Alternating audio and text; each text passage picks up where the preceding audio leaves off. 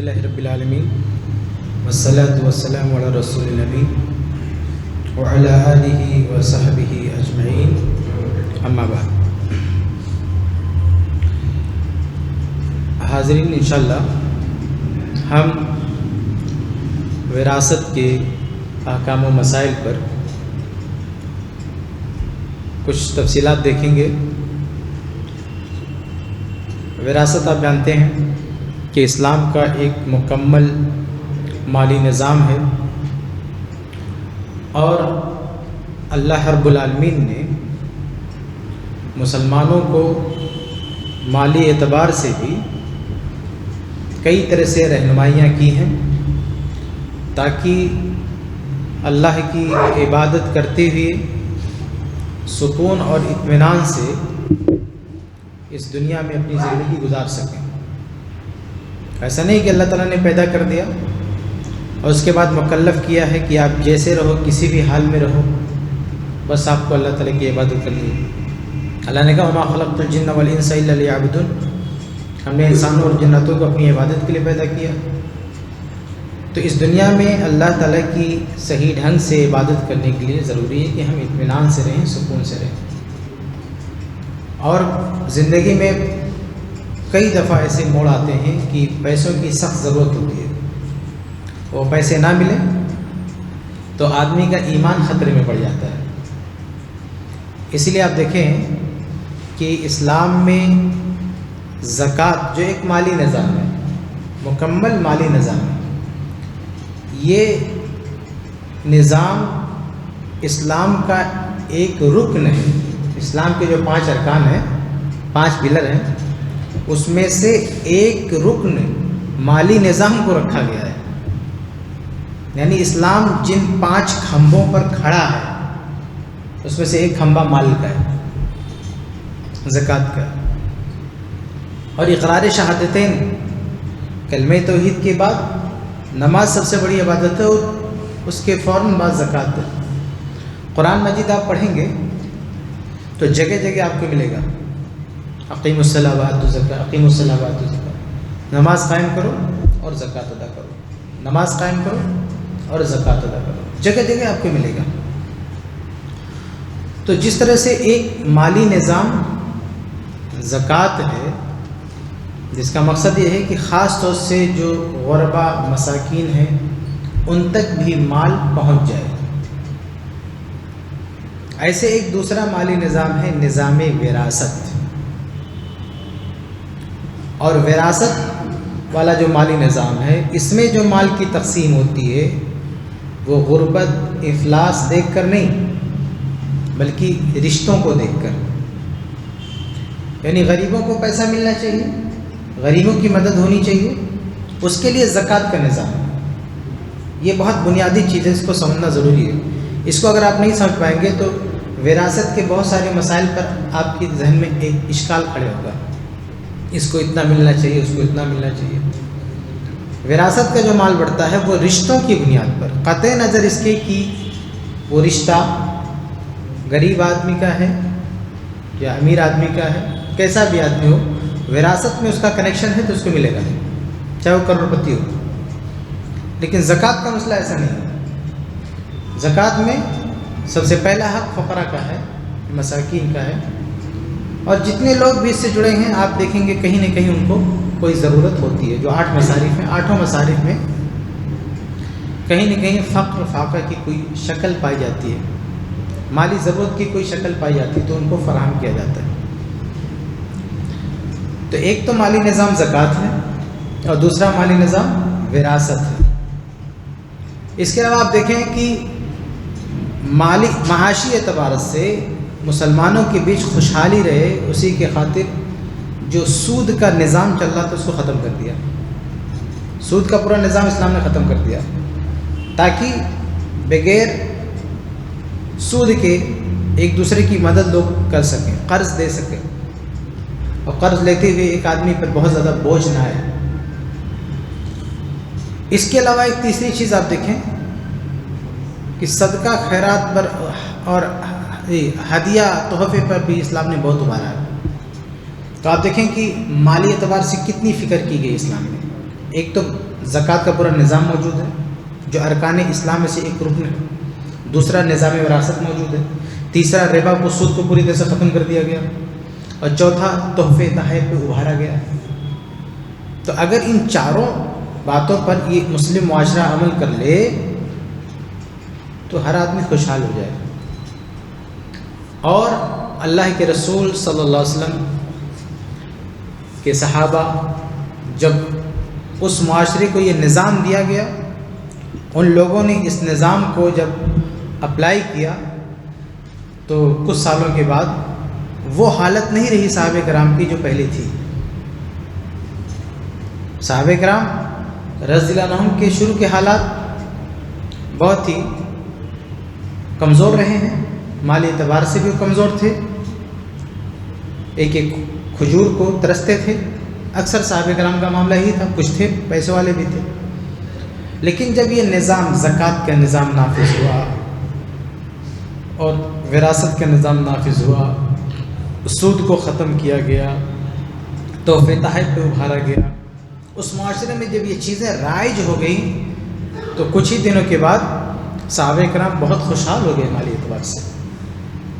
عمر فاروق رضی اللہ تعالیٰ عنہ کے دور میں اس قدر خوشحالی آئی کہ بہت سارے صحابہ کرام جن کے پاس دولت ہوتی تھی گھوڑوں کی، غلاموں کی، وہ آ کر اللہ کے رسول وہ آ کر عمر فاروق رضی اللہ عنہ سے کہتے تھے کہ آپ گھوڑوں میں بھی زکوٰۃ لے لیجئے، آپ غلاموں میں بھی زکوٰۃ لے لیجئے. حالانکہ اس میں اسلام نے زکوٰۃ نہیں رکھی ہے، گھوڑوں پہ زکوٰۃ نہیں. غلام جو زمانے میں مال میں شمار ہوتے تو اس میں بھی زکوٰۃ نہیں ہے، لیکن اتنی فراوانی تھی کہ وہ کہتے تھے اس میں بھی آپ زکوٰۃ لے لیجئے.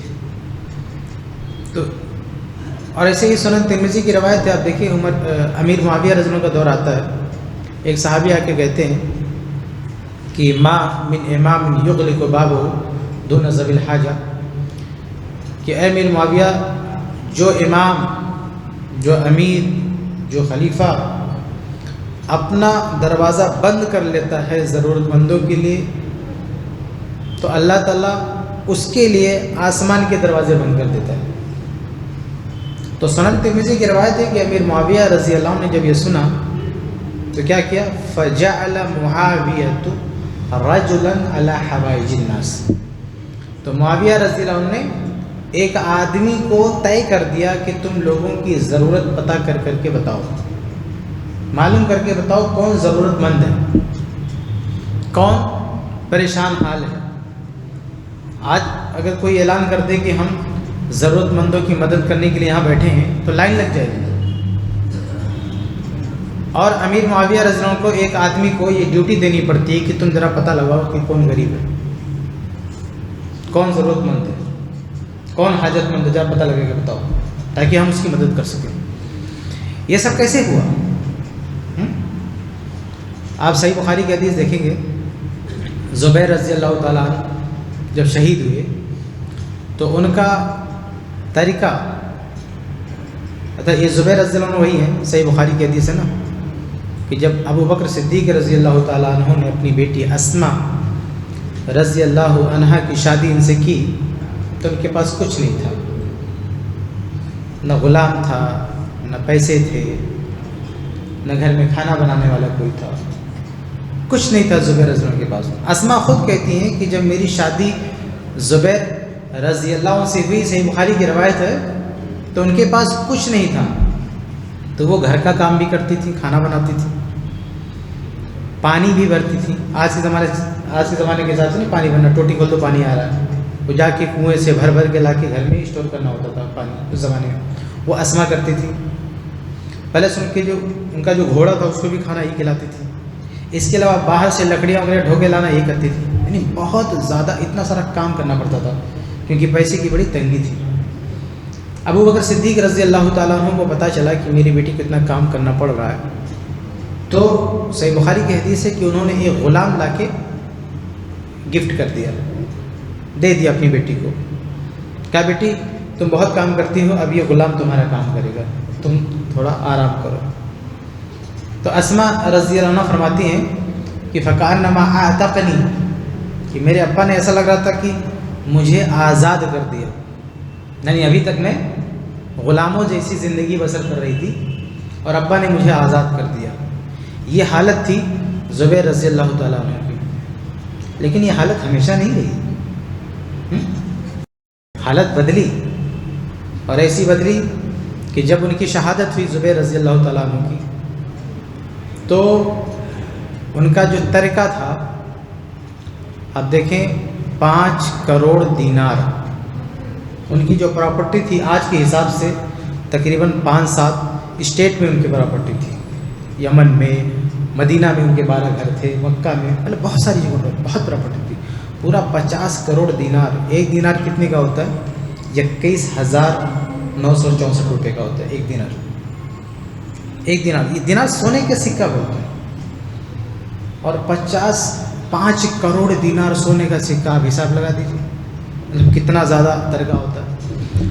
اب کچھ قرض بھی تھا زبیر رضی اللہ عنہ کو، تو وراثت کا نظام کیا ہے بھائی، جب ترکہ بڑھتا ہے تو ادا کیا جاتا ہے، تو اس کے لیے اپنی پراپرٹی بیچی۔ تو خریدنے کے لیے جو صحابہ کرام آ رہے ہیں، امیر معاویہ رضی اللہ عنہ آ رہے ہیں، عمر بن عثمان آ رہے ہیں، یعنی ایک سے صحابہ تابعین آ رہے ہیں، اور وہ سودا کتنے میں کر رہے ہیں؟ 1 لاکھ دینار کا خرید رہے ہیں، مطلب کافی فراوانی تھی لوگوں کے پاس۔ تو ایسا نہیں ہے کہ ہمیشہ ان کے پاس جو ہے صحابہ کرام ہمیشہ تنگی میں تھے، ایک دور ایسا آیا، یعنی یہ دور ختم ہوئی ہے، فقر و فاقہ کی دور ختم ہوئی ہے۔ اور بعض صحابہ رضی اللہ عنہم جب یہ بدلی ہوئی حالت دیکھے تو لوگوں کو نصیحت کرتے تھے کہ ایک زمانہ تھا کہ ہم ایک کھجور کو ترستے تھے، آج ہمارے گھروں میں ہزاروں سکے پڑے ہیں، یعنی ہزاروں دینار پڑے ہوئے ہیں۔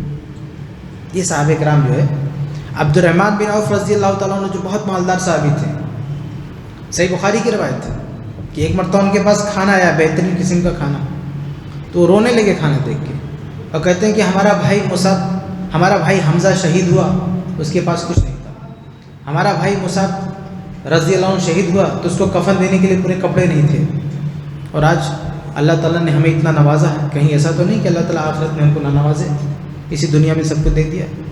تو یہ حالات بدلے صحابہ کرام کے، جو مالی تنگی تھی وہ ختم ہوئی، مالی خوشحالی آئی۔ یہ کیسے ہوا؟ اس لیے کہ اسلام نے جو مالی نظام دیا تھا انہوں نے عمل کیا، چاہے زکوٰۃ کا نظام ہو، وراثت کا نظام ہو، سود کو ختم کرنے کی بات ہو، اور تحفے تحائف کی بات ہو، سب پہ عمل کیا۔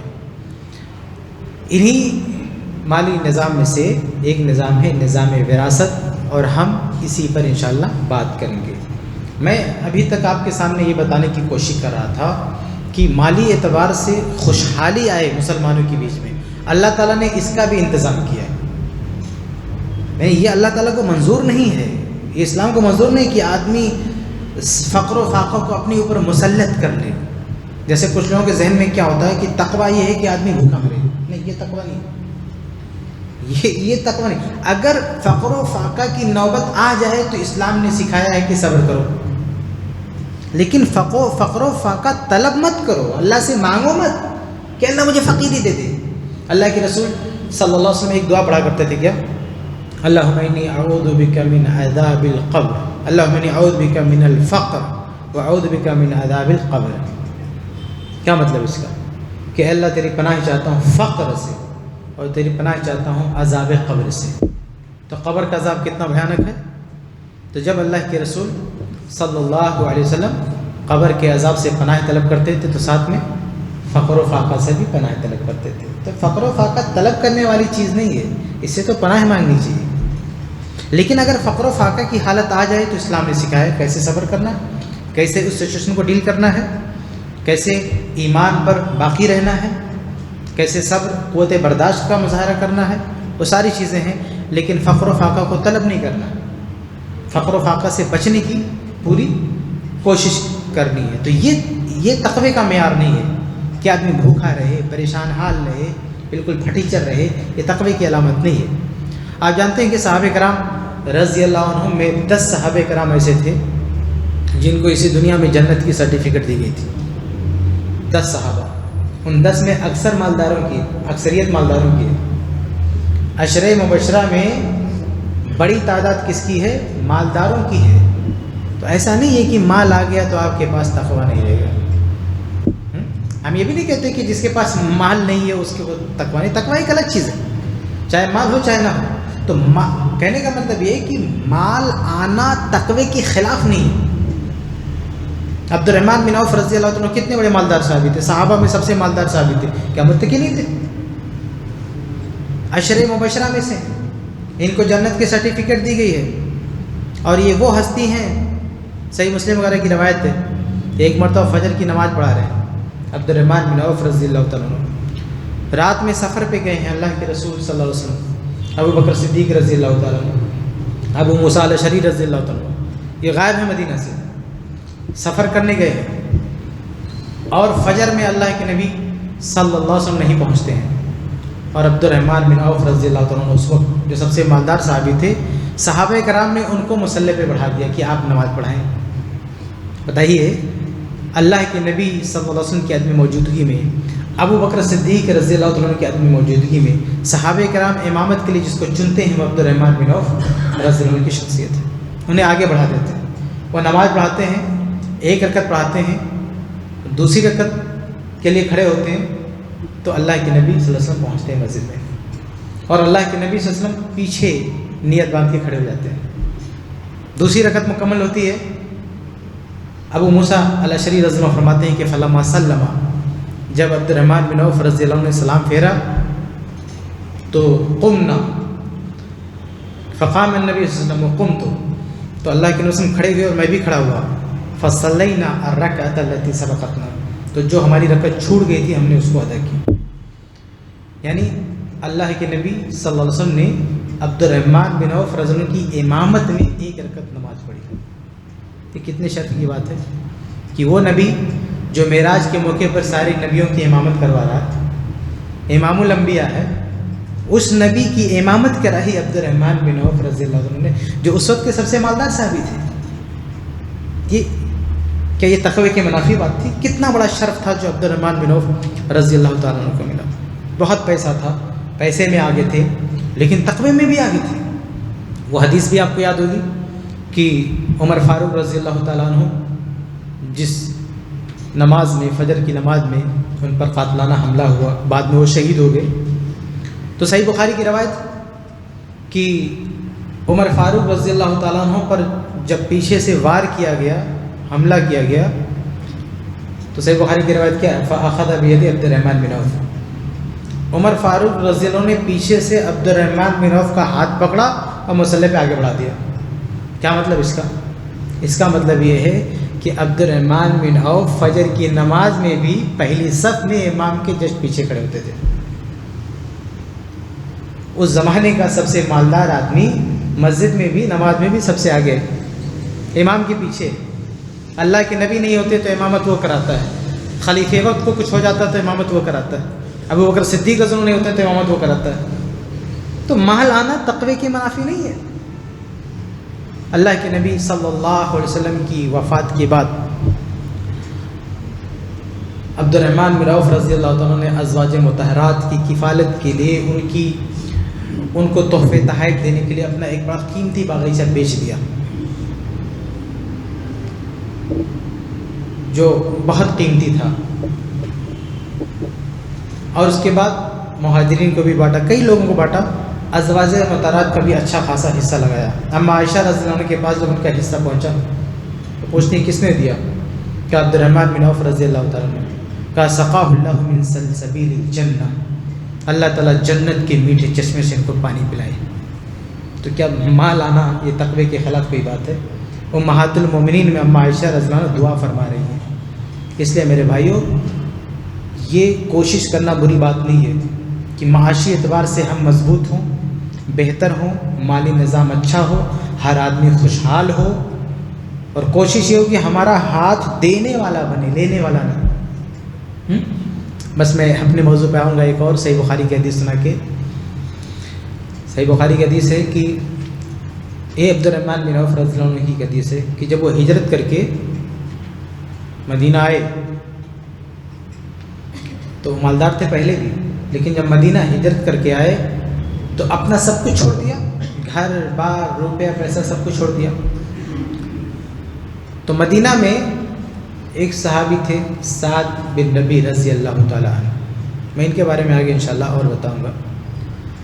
تو مدینہ کے انصار کے سب سے مالدار صحابی تھے، تو عبد الرحمن بھی کافی مالدار صحابی تھے۔ تو اللہ کے نبی کیا کرتے تھے کہ جو مہاجرین ہجرت کر کے آتے تھے ان کو بھائی بنا دیتے تھے، انصار کا مواخات کا رشتہ قائم کرتے تھے۔ مقصد یہ تھا کہ جو بھائی بنایا گیا ہے وہ اپنے بھائی کا خیال رکھے۔ تو عبد الرحمن بن عوف رضی اللہ تعالیٰ عنہ کو کس کا بھائی بنایا؟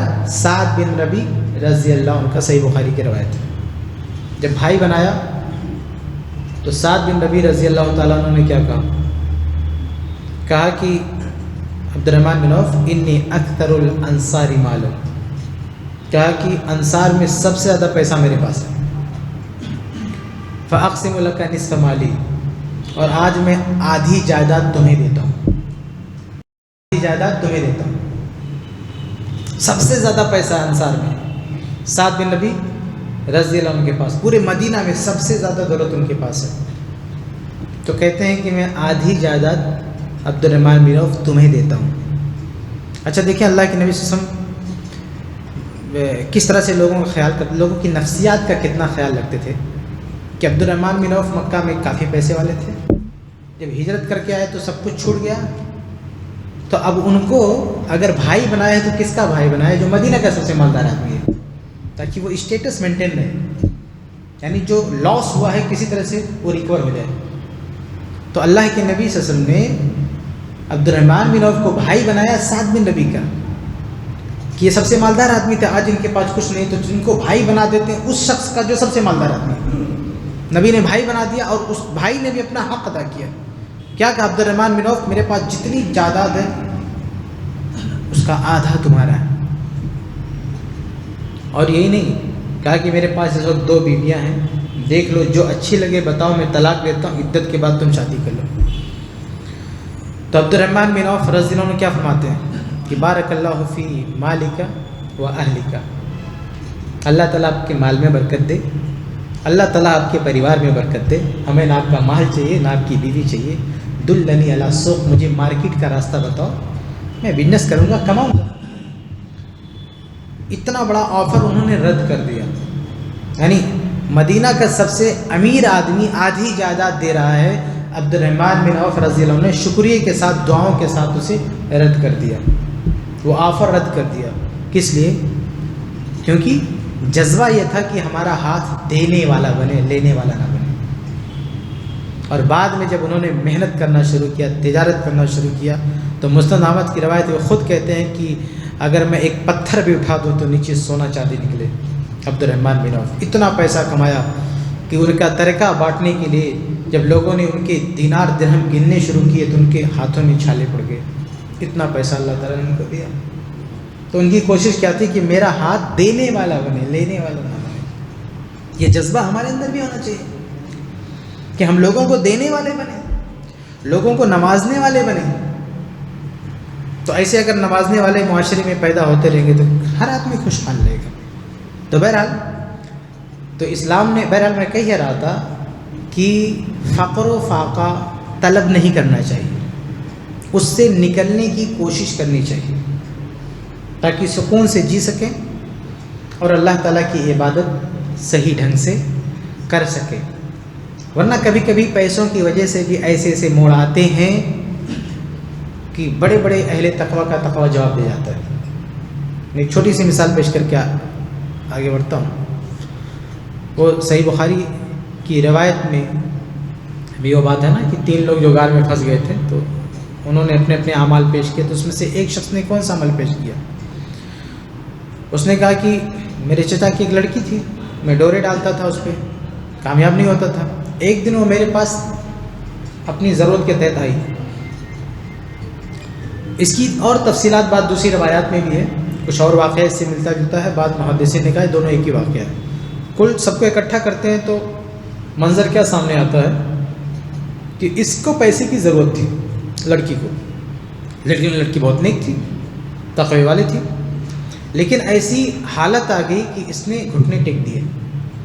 وہ بدکار آدمی تھا، اس کے رشتہ دار تھا، لیکن اس نے مدد کرنے کے لیے شرط لگا دیا کہ تم ہمارے ساتھ بدکاری کرو۔ تو بیچاری کیا کرتی، مان گئی، لیکن عین وقت پہ لڑکی نے ایک اور کوشش کی اور کہا اتق اللہ، اللہ سے ڈر، تو نے ہماری مدد کیا، اس کا مطلب نہیں کہ اتنی بڑی قیمت چکا ہے، تو اس نے چھوڑ دیا اس لڑکی کو.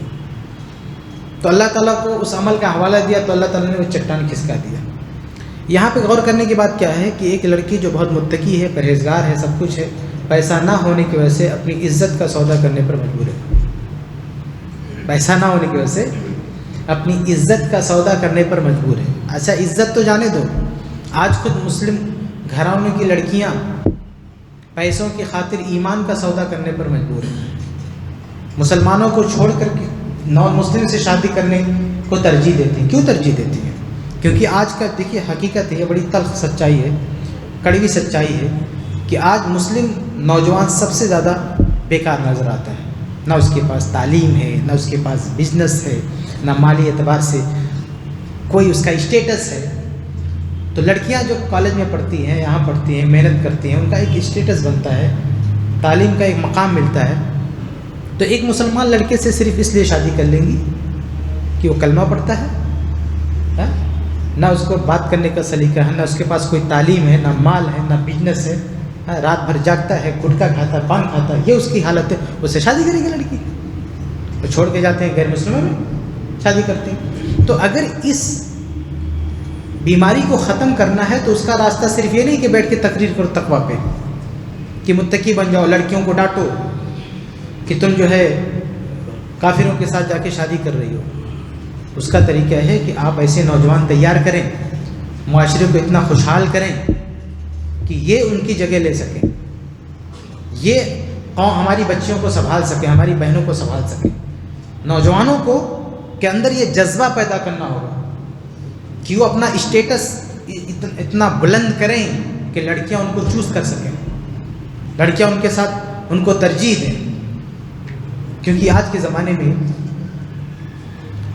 تقوی کا وہ معیار نہیں ہے اور نہ تقریر کرنے سے سب کچھ حل ہونے والا ہے.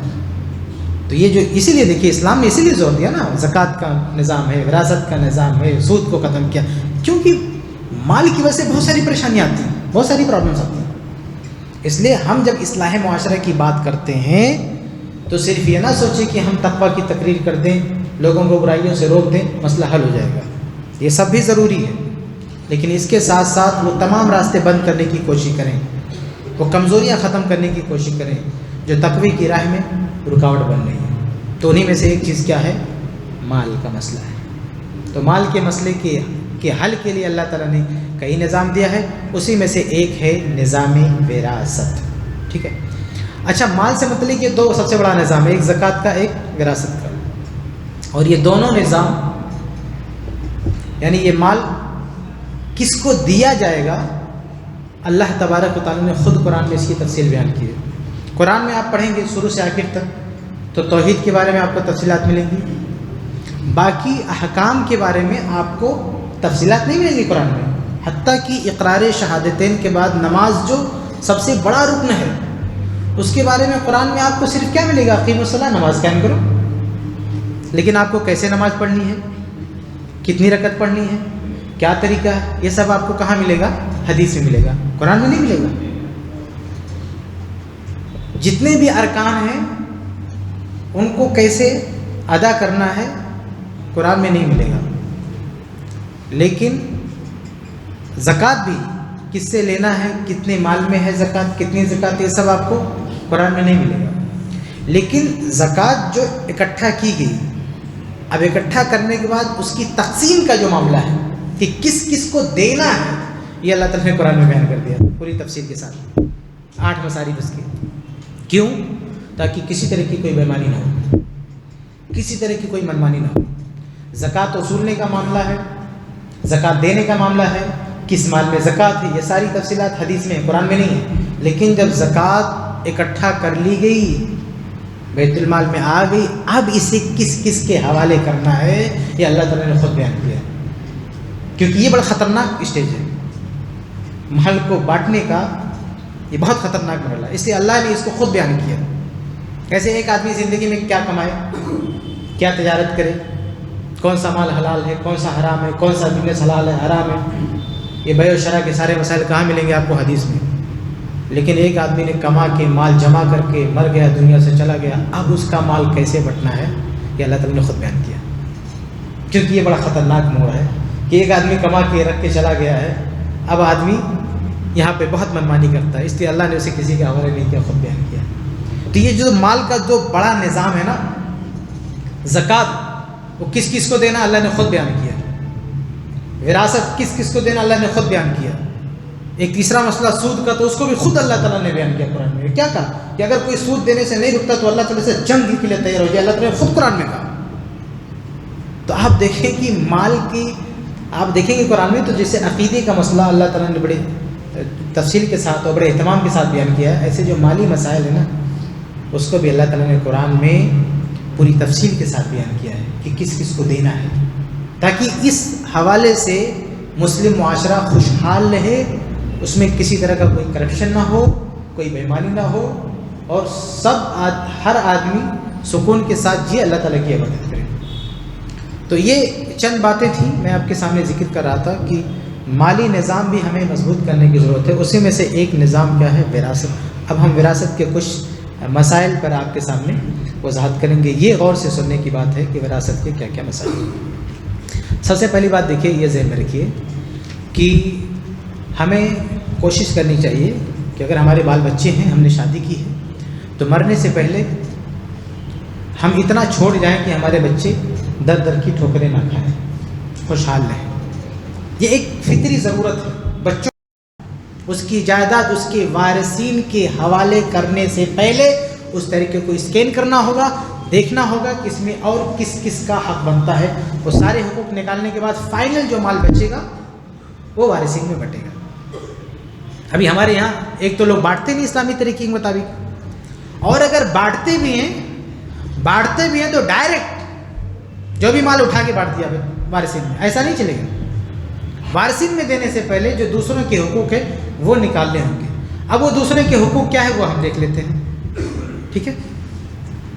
ایک آدمی کے مرنے کے بعد اس کا مال اس کے وارثین میں دینے سے پہلے اور کیا کیا کن کا حق نکلتا ہے، تو سب سے پہلا جو حق نکلتا ہے وہ خود میت کا ہے، مرنے والے کا ہے۔ یعنی ایک آدمی کے چھوڑے ہوئے مال میں سب سے پہلے جو رقم مائنس کی جائے گی وہ کس کے لیے، خود مرنے والے کے لیے۔ اور وہ کیا چیز ہے، تجہیز اور تکفین کا خرچہ، کہ ایک آدمی کو کفن دینے میں اور دفنانے میں جو خرچہ لگا ہے، یعنی اسپتال میں مان لیجیے اس کی موت ہوئی ہے، وہاں سے گھر لانے تک، نہلانے تک، کفنانے تک، قبرستان میں لانے تک، دفنانے تک جتنا خرچ ہوا ہے یہ سب سے پہلے اس کے مال سے مائنس کیا جائے گا۔ یعنی مرنے والے کا جو اپنا مال ہے اس میں سے یہ خرچہ سب سے پہلے پے کیا جائے گا۔ بھئی ابھی تو اس کو دفن کیا گیا، یہ کسی نے یہ خرچہ اٹھایا ہوگا بر وقت، کسی نے ابھی فوراً تو مال تقسیم نہیں ہوا، تو کسی نے کفن کا کپڑا دیا ہوگا، کسی نے قبر کھدائی دیا ہوگا، کسی نے ایمبولینس کا پیسہ دیا ہوگا، اگر پوسٹ مارٹم ہوا ہے تو اس کے پیچھے جو کچھ لگا، مطلب اس کی موت سے لے کر قبر میں دفن ہونے تک بیچ میں جو خرچے آئے ہیں یہ کسی نے تو دیا ہوگا نا۔ تو جس نے دیا ہے سب سے پہلے وراثت میں سے وہ مال نکال کے اس کو دیا جائے گا کہ یہ لو بھائی تم اپنا، تم نے مرنے والے کی آخری جو رسومات اسلامی جو طریقہ ہے تجہیز و تکفین میں تم نے جو خرچے اٹھائے ہیں یہ تم کو پے کیا جا رہا ہے، یہ تم کو دیا جا رہا ہے میت کے اپنے مال میں سے، اور یہ کرنا ضروری ہے۔ آج ہمارے یہاں ایک عام رواج کیا بنا ہوا ہے کہ ایک آدمی مر گیا تو مرنے کے بعد کوئی آدمی کھڑا ہوتا ہے، کوئی بھی رشتہ دار میں، اور جا کے دکان سے کفن لا کے دے دیتا ہے۔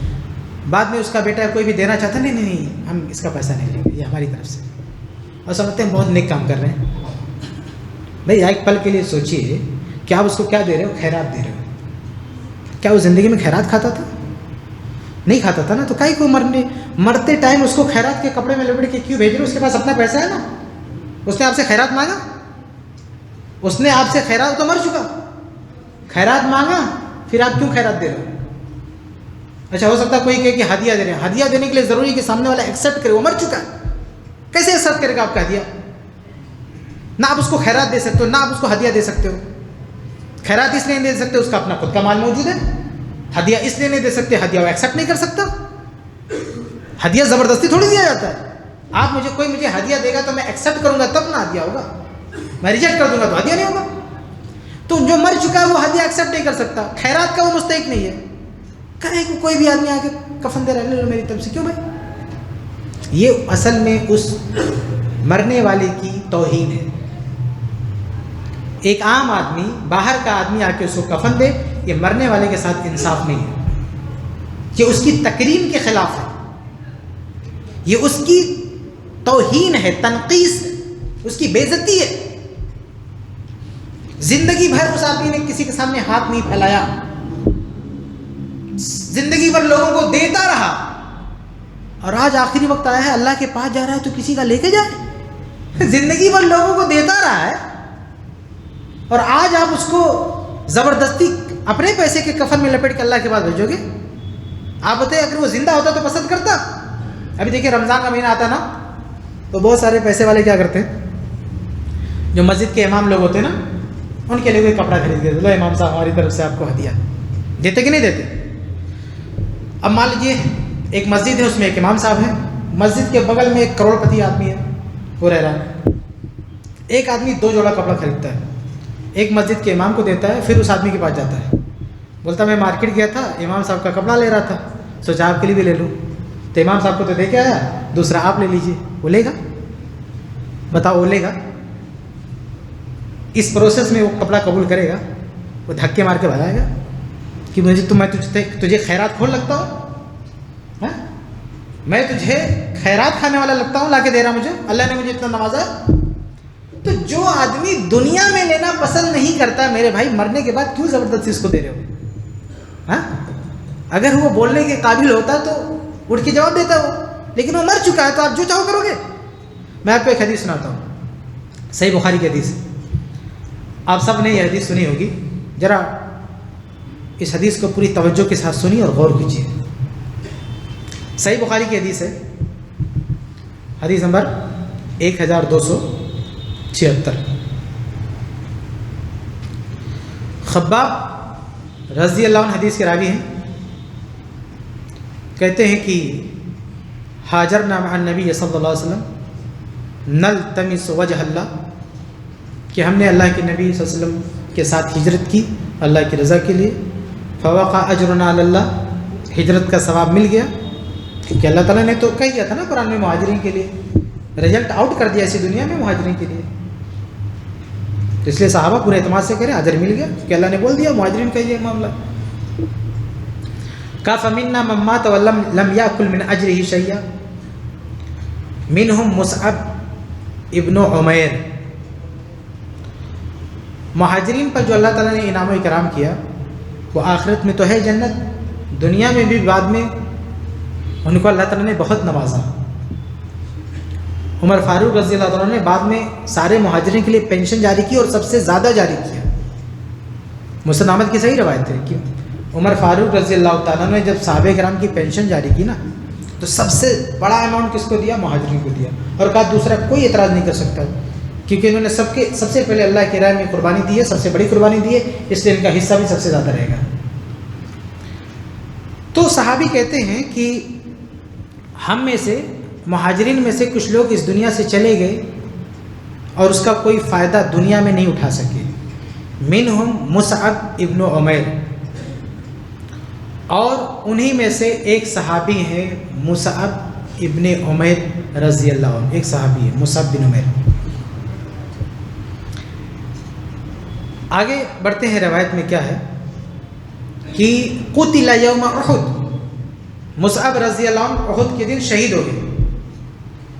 शहीद होने के बाद फलम नजिद मा नुकफ़िनुहु, इनको कफन देने के लिए कपड़ा नहीं मिला, इल्ला बुरदतन, सिवाय एक चद्दर के।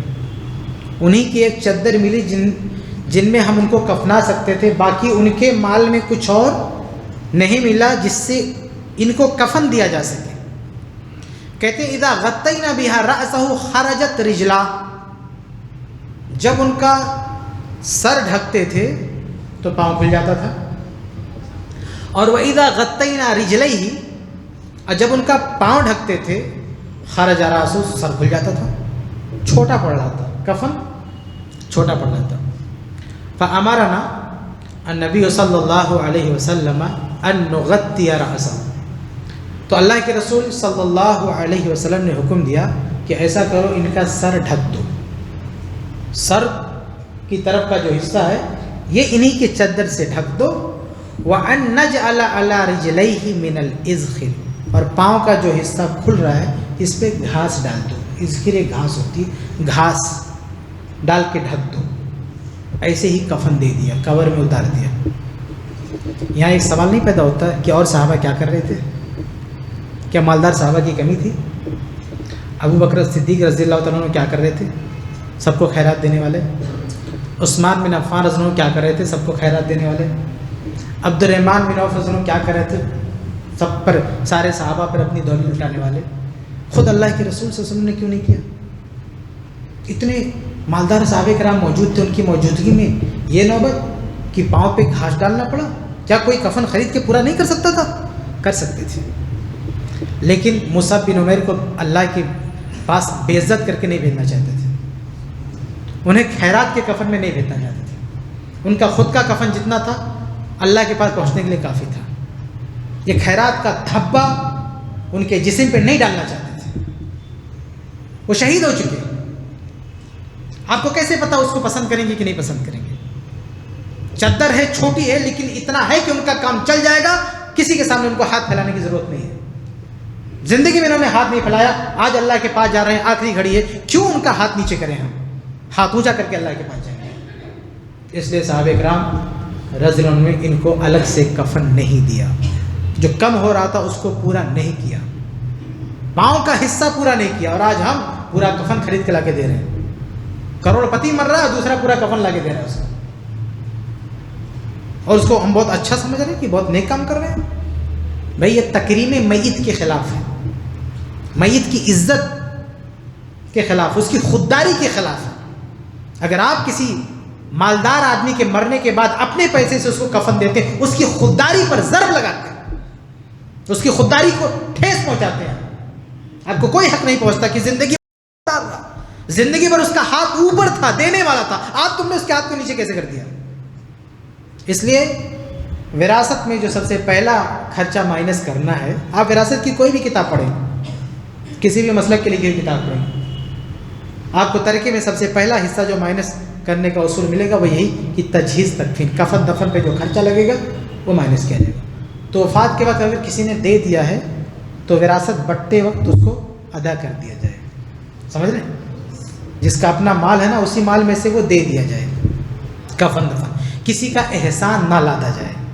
کوئی غریب ہے تو الگ بات ہے نا، کوئی فقیر ہے بیچارے کے پاس کفن کا بھی پیسہ نہیں ہے تو الگ بات ہے، لاوارث لاش ہے تو ٹھیک ہے آپ دے دیں کفن، لیکن ایک آدمی ہٹا کٹ، ایک آدمی مطلب اتنی جائیداد چھوڑ کے جا رہا ہے اور آپ خیرات کے کفن میں اسے اللہ کے پاس بھیج رہے ہیں، یہ تو ٹھیک نہیں ہے۔ تو یہ پہلی چیز، وراثت کے مال میں یعنی وارثین تک مال بانٹنے سے پہلے پہلا جو خرچہ مائنس کیا جائے گا وہ کفن دفن کا۔ آگے بڑھتے ہیں، دوسرا جو خرچہ مائنس کیا جائے گا وہ ہے قرض۔ قرض،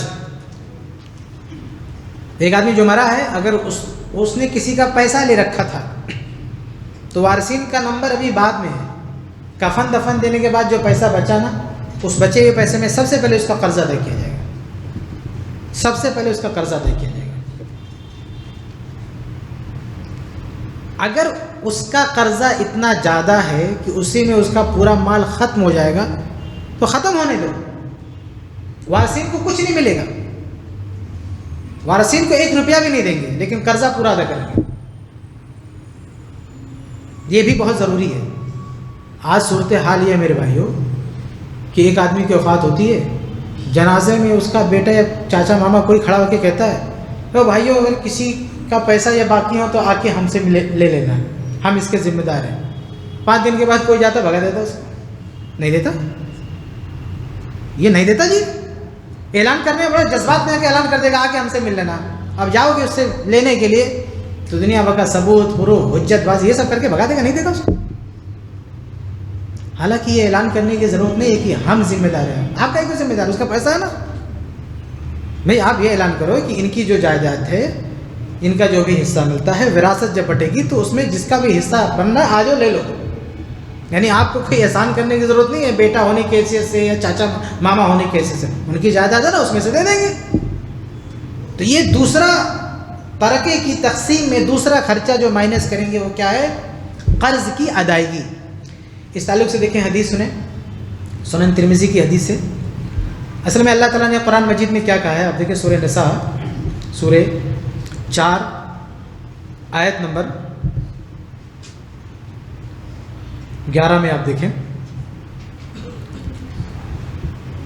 اس میں اللہ تعالیٰ فرماتا ہے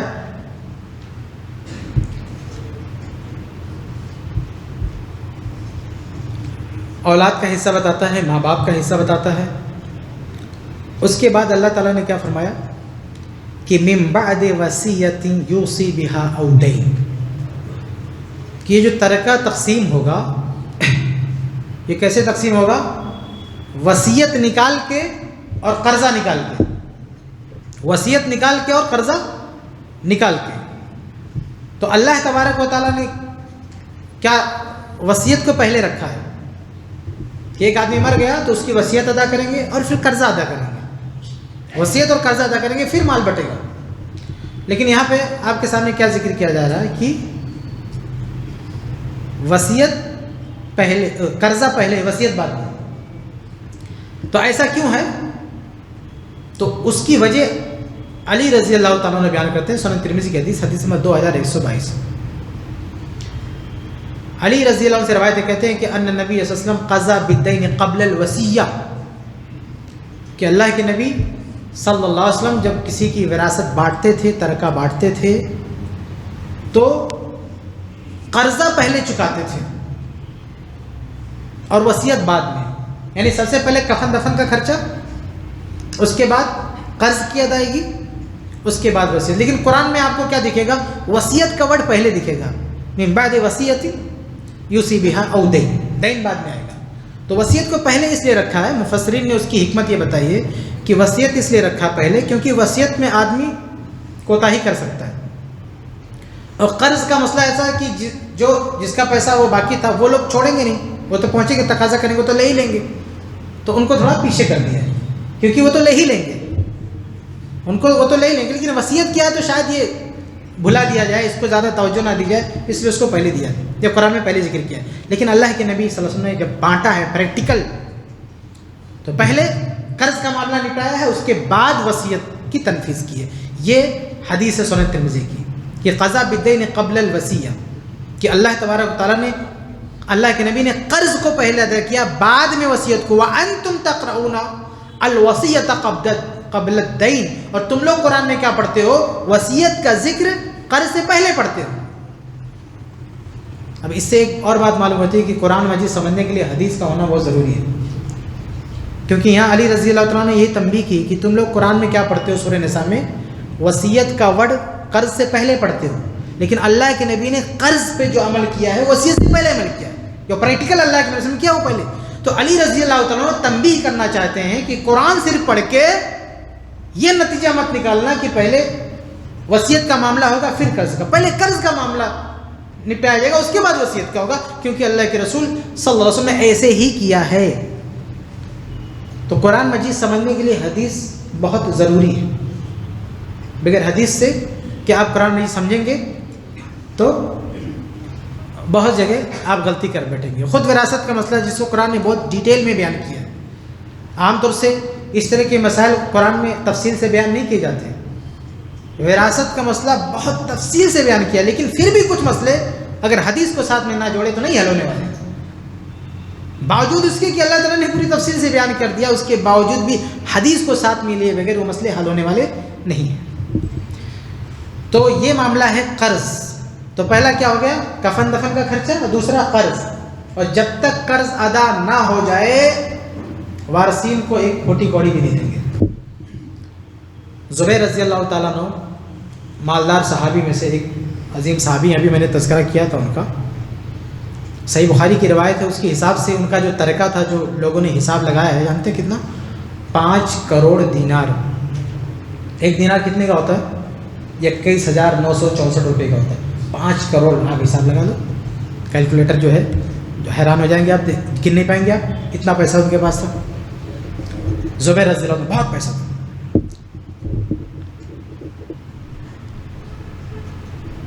تو ان کے جو وارثین تھے اور کچھ لوگوں کے لیے وصیت کیا تھا ان کے بچوں کے لیے. زبیر رضی اللہ تعالیٰ عنہ نے، صحیح بخاری کی روایت ہے، انہوں نے اپنے بیٹے سے کہا تھا کہ تمہارے جو بیٹے یعنی میرے پوتے وارث نہیں ہوتے، بیٹا ہو تو پوتا وارث نہیں ہوتا، تو غیر وارث کے لیے وصیت کر سکتے. تو انہوں نے وصیت کیا تھا کہ اتنا ہمارے پوتوں کو دے دینا. تو جب زبیر رضی اللہ عنہ شہید ہو گئے تو ان کے جو پوتے تھے نا، ان کے اپنے ابا یعنی عبداللہ بن زبیر رضی اللہ عنہ سے کیا کہہ رہے ہیں کہ ابا ہمارے دادا نے جو ہم کو دیا دو نا ہم کو. تو عبداللہ بن زبیر ڈانٹتے گئے چپ، جب تک ابا کا قرضہ نہیں نپٹ جائے گا ہم تجھ کو دینے والے نہیں ہیں.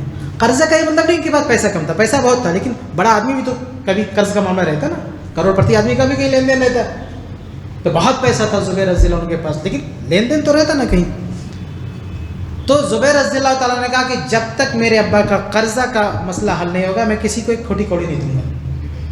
اور ان کا احتیاط دیکھیں، انہوں نے 4 سال تک، صحیح بخاری کی روایت، 4 سال تک حج کے میدان میں کھڑے ہو کے اعلان کرتے رہے کہ میرے ابا شہید ہو گئے، اگر کسی کا کوئی حساب نکلتا ہے تو آ کے مجھ سے لے لو، ابھی ہم نے ابا کی جائیداد بانٹی نہیں ہے، ویسے ہیں. تو کئی لوگ آئے، دیتے گئے لیتے، ایسے 4 سال اعلان کیا، 4 سال کے بعد بانٹا. ہم یہ نہیں کہتے ہیں کہ اسلام نے یہ سکھایا کہ 4 سال آپ کو، ان کا یہ تقویٰ، ان کا احتیاط کہ کسی دوسرے کا پیسہ ہماری جیب میں نہ آئے.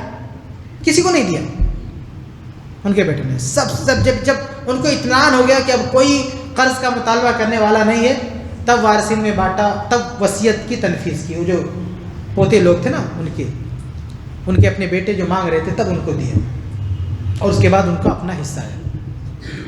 تو یہ دوسرے نمبر پہ قرضہ چکایا جائے گا. بھائی قرضہ چکانے سے پہلے وارثین کو کچھ بھی نہیں دیا جائے گا. آگے بڑھتے ہیں. تیسرے نمبر پہ کیا ہے؟ وصیت کی تنفیذ. تیسرے نمبر پہ اگر وصیت کی، اچھا قرضہ دیکھیے ضروری نہیں کہ قرضہ ہو، قرضہ نہیں ہے تو اسکپ کر کے اس پہ آ جائیں گے، وصیت پہ آ جائیں گے. تو اگر قرضہ بھی ہے تو پہلے قرضہ چکائیں گے، اس کے بعد وصیت ہے تو وصیت نافذ کی جائے گی.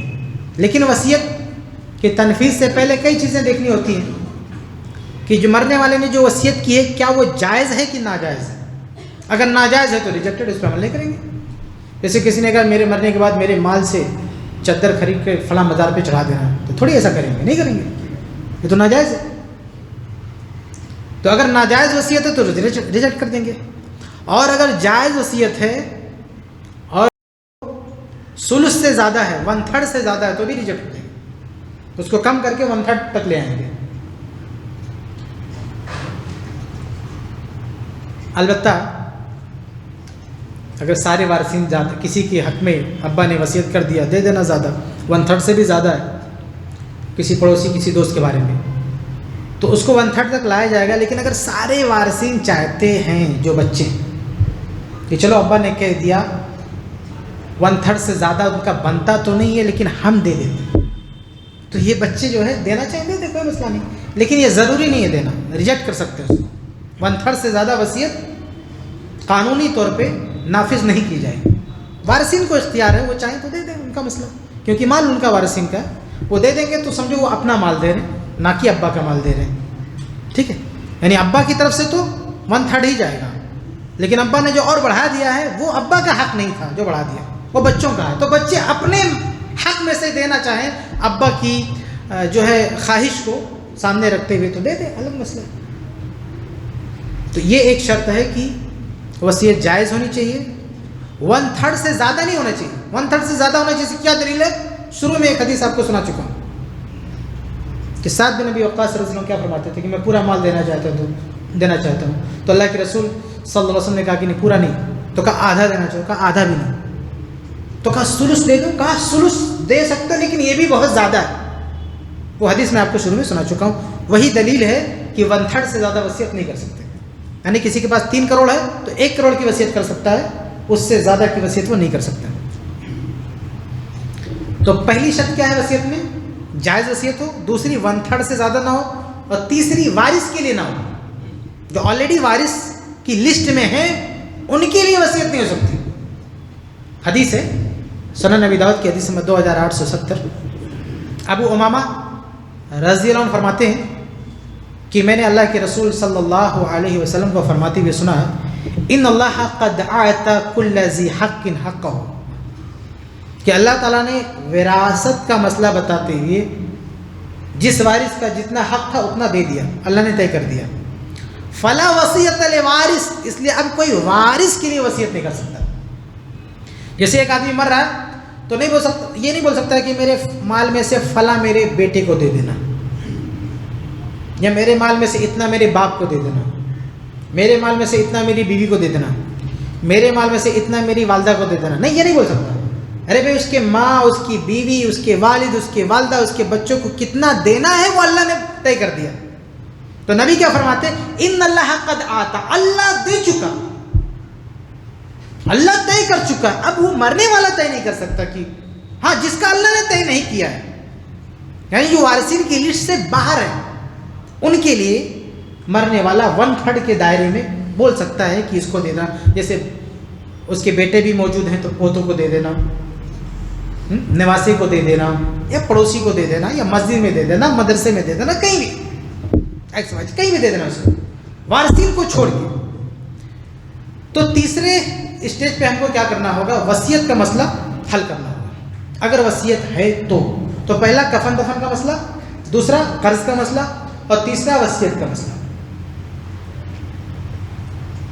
تو یہ تیسری شرط کیا وصیت میں؟ وارث کے لیے وصیت نہیں ہونی چاہیے. لیکن یہاں بھی ایک مسئلہ ہے کہ اگر سارے وارثین مل کے، ابا نے مان لو مرتے ٹائم بول دیا کہ میرا پھلاں بیٹا تم لوگ خوشحال ہو، پھلاں بیٹا تھوڑا کمزور ہے، ایسا کرنا اس کو میرے مرنے کے بعد تھوڑا زیادہ دے دینا، تو یہ تو رول کے خلاف ہے. اس کو ہم ریجیکٹ کر سکتے ہیں، یعنی بچے ریجیکٹ کر سکتے ہیں، قاضی ریجیکٹ کر سکتا ہے. لیکن اگر سارے وارثین بیٹھ کے یہ بولتے ہیں کہ بھائی ہمارے پاس تو اللہ نے بہت سارا نوازا ہے، وہ ہمارا ایک بھائی ہے، ابا کی خواہش تھی کہ اس کو زیادہ دے دیا جائے، مالی اعتبار سے کمزور، چلو دے دیتے، تو ایسا کر سکتے ہیں. تو اگر وہ ایسا کریں گے تو ابا کا مال نہیں دے رہے، اپنا مال دے رہے ہیں، کیونکہ ابا وارث کے لیے تو وصیت کر ہی نہیں سکتے تھے، یہ سارا مال بچوں کا ہے. تو اگر ابا کی تمنا، ابا کی چاہت کا خیال کرتے ہوئے بچے ایکسٹرا دے رہے ہیں کسی اپنے بھائی کو، تو سمجھو بچے اپنا مال دے رہے ہیں، نہ کہ ابا کا مال دے رہے ہیں. مطلب ایک راستہ ہے، ایک باپ کی تمنا کو پوری کرنا چاہیں بچے تو اس کا ایک لیگل راستہ ہے. لیکن اگر باپ کے منہ سے نکل گیا تو وہ بچہ زبردستی بائی لا وہ نہیں لے سکتا کہ ابا نے بول دیا ہم کو لو نا. ہاں یہ بچے وارثین احسان کر کے اپنے جیب سے دینا چاہیں دے سکتے ہیں، اس بات کا خیال کرتے ہوئے کہ ابا کی چاہت تھی تو چلو ابا اس دنیا سے گئے، ان کی آخری خواہش تھی، آخری خواہش لوگ پوری کرتے، ہم نہیں پوری کر دیتے، اچھی بات ہے، کرنا چاہیے ہاں. لیکن رول کیا ہے وہ میں آپ کو بتا رہا ہوں. رول یہ ہے کہ وارث کے لیے وصیت نہیں ہے.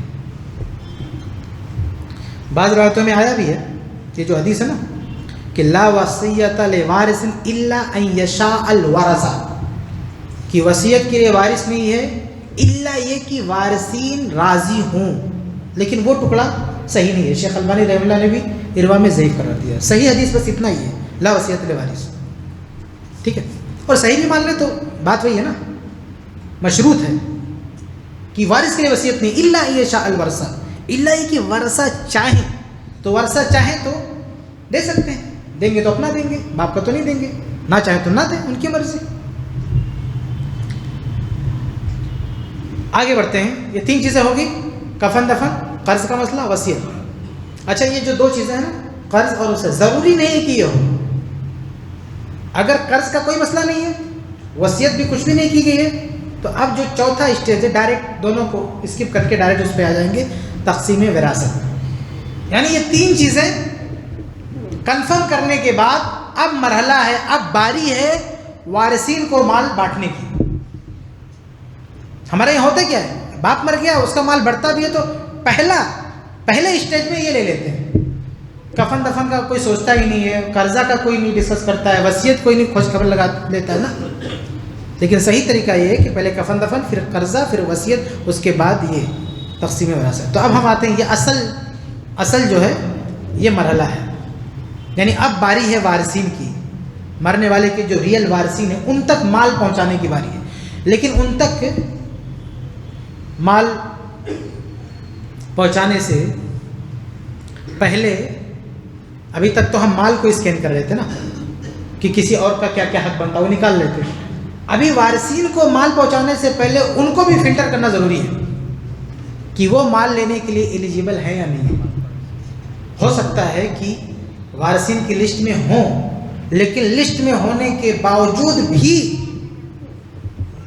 کوئی ریزن ایسا ہو جس کی وجہ سے وہ بلاک ہو رہے ہو، یعنی مال ان کو دینا ٹھیک نہ ہو، مال کا حق کھو چکے ہوں، خونی رشتہ ہونے کے باوجود بھی، وارثین کی لسٹ میں کاؤنٹ ہونے کے باوجود بھی یہ پاسبل ہے کہ وہ اپنا حق کھو چکے ہیں۔ ایسا کب ہوتا ہے؟ ایسا اس کی کچھ وجوہات ہم اس کو بتائیں گے، لیکن اس سے پہلے ایک اور مسئلہ واضح کر دیں کہ وارثین کو جو فلٹر کرنے کی بات ہے نا، تو کچھ لوگ زبردستی وارثین کے گروپ میں گھس جاتے ہیں۔ سب سے پہلے ان کو نکال کے باہر کرنا ہے۔ جب مال بٹنا ہوتا ہے نا تو زبردستی کچھ لوگ گھس آتے ہیں کہ ہمارا ویسا ہمارا، تو ان کو کھینچ کے باہر نکالا کرنا ہے۔ یہ کون کون لوگ ہیں میں آپ کو گنا دیتا ہوں، لوگ پہچان نہیں پاتے، وہ ایسے آ کے کھڑے ہو جائیں گے، ایسا دکھے گا کہ یہ بھی وارث ہے، جبکہ وہ نہیں، وہ لے کے جاتا ہے، وہ لے کے بھی جاتا ہے۔ وہ کون کون ہے؟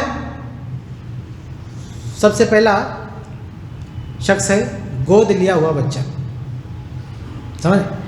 ایک آدمی مر گیا، اس کی بیوی ہے، اس کے بھائی ہیں، اس کی بہن ہے، گود لیا ہوا بچہ ہے، اب اس کا مال بٹتا ہے، وہ سب سے آگے آ کے کھڑا ہوتا ہے، حالانکہ اس کا ایک پیسہ بھی حصہ نہیں ہے۔ دیکھیے اسلام میں تو یہ تصور ہی نہیں کہ آپ گود لے سکتے ہیں بچے کو، ٹھیک ہے، ہاں آپ اس کی پرورش کر سکتے ہیں، اس کا خرچہ سنبھال سکتے ہیں، اس کی کفالت کیجیے، بہت بڑے ثواب کا کام ہے، لیکن آپ اس کے باپ نہیں بن سکتے۔ کسی بچے کو اڈاپٹ کر کے آپ اس کے باپ نہیں بن سکتے، اس کو اپنا بیٹا نہیں بنا سکتے، سمجھ رہے؟ ہاں آپ اس کو پالیے پوسیے، اگر آپ کو لگتا ہے کہ کوئی بچہ لاوارث ہے، آپ اس کو پالنا پوسنا چاہتے ہیں، اسلام نے نہیں منع کیا، بہت اچھی بات ہے، آپ اس کے اپنے گھر پہ رکھیے، پالیے پوسیے، پڑھائیے لکھائیے، بڑا کیجیے، کون منع کر رہا ہے آپ کو؟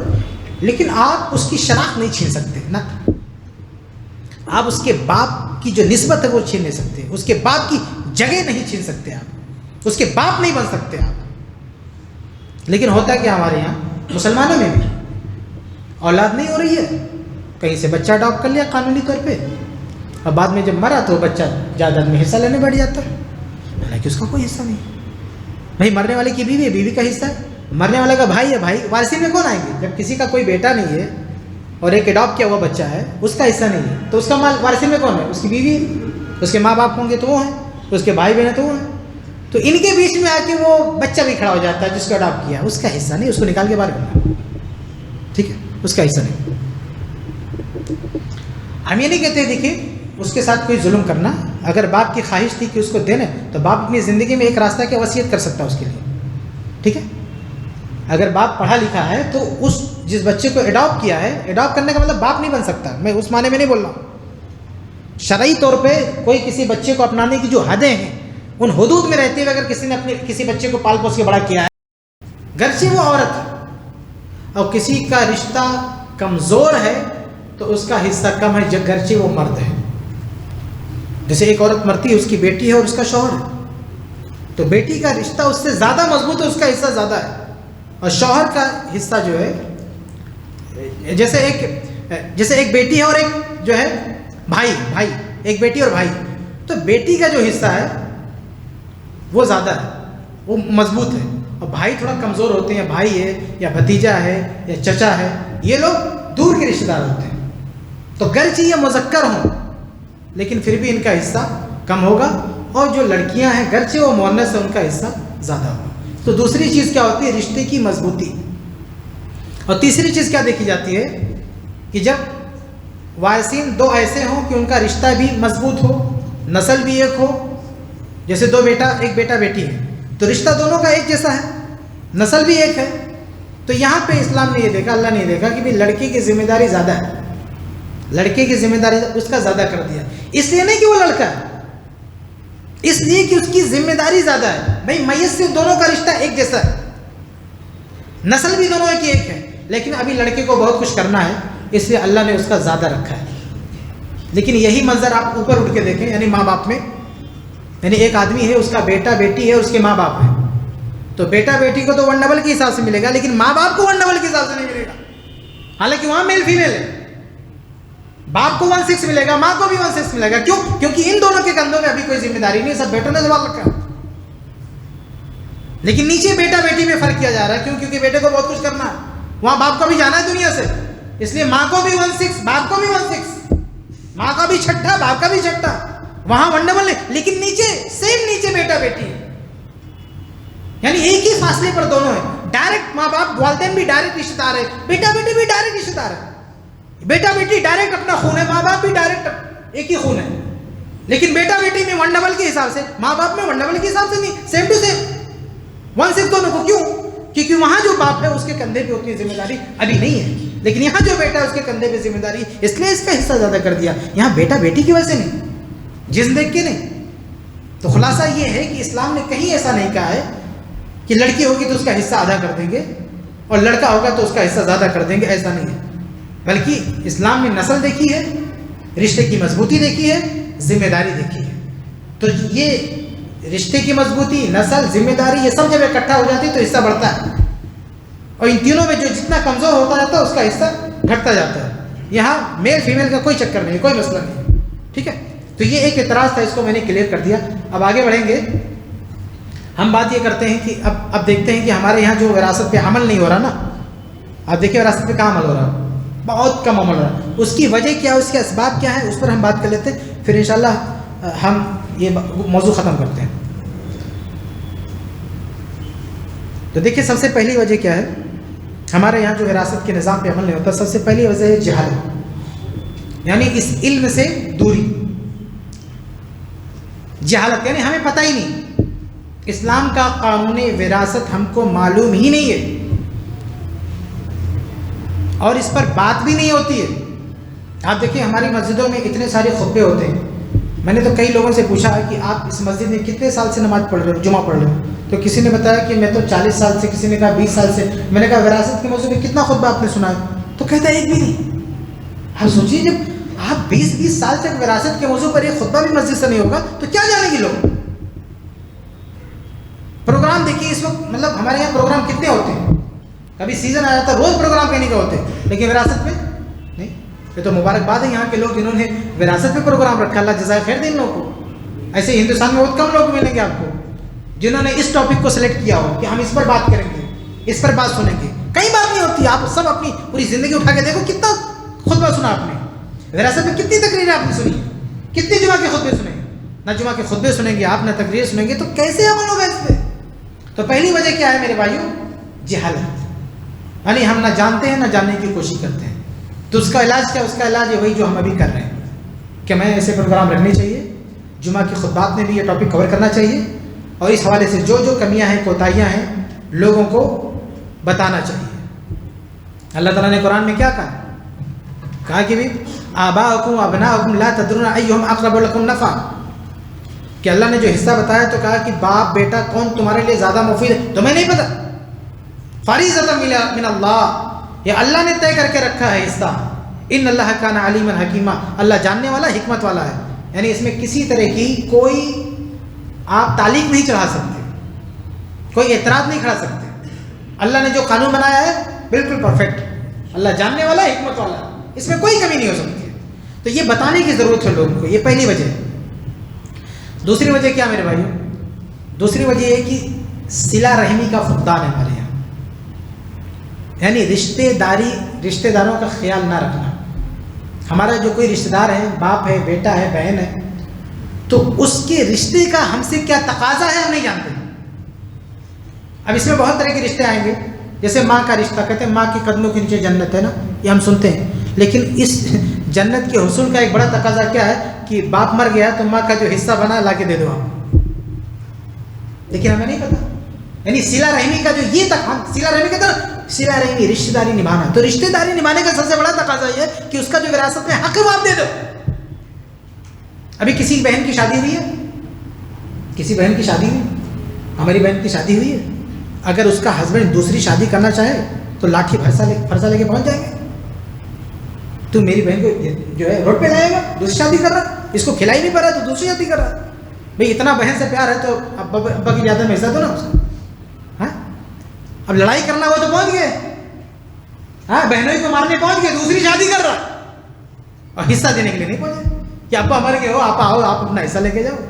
تو رشتے داری نبھانے کا طریقہ نہیں معلوم ان کو. اللہ کے نبی صلی اللہ علیہ وسلم کی حدیث ہے مسند احمد کی کہ لا یکن لأحد ثلاث بنات او ثلاث اخوات, جس کی 3 بیٹیاں ہوں یا 3 بہنیں ہوں, فیتق اللہ فینا, ان بہنوں کے بارے میں اللہ سے ڈرے, مطلب ان کے حقوق نہ مارے, اور یحسن الیہن, ان کے ساتھ احسان کرے, اچھا سلوک کرے. تو بہنوں کے بارے میں اللہ سے ڈرنے کا تقاضا, ان کے ساتھ حسن سلوک کا تقاضا کیا ہے؟ ایک تقاضا یہ بھی کہ ان کا جو حصہ بنتا وہ دے دو. دخل الجنہ, جو ایسا کرے گا وہ جنت میں جائے گا. تو تاکید کی گئی ہے کہ بہنوں کا جو حق ہے, بہنوں کی رشتہ داری کی جو ذمہ داری ہے وہ ہم نبھائیں, اور کسی طرح کا کوئی بہانہ نہ کریں. انشاءاللہ اگلا ٹاپک ہے, اس میں آپ اس حوالے سے تفصیل سنیں گے.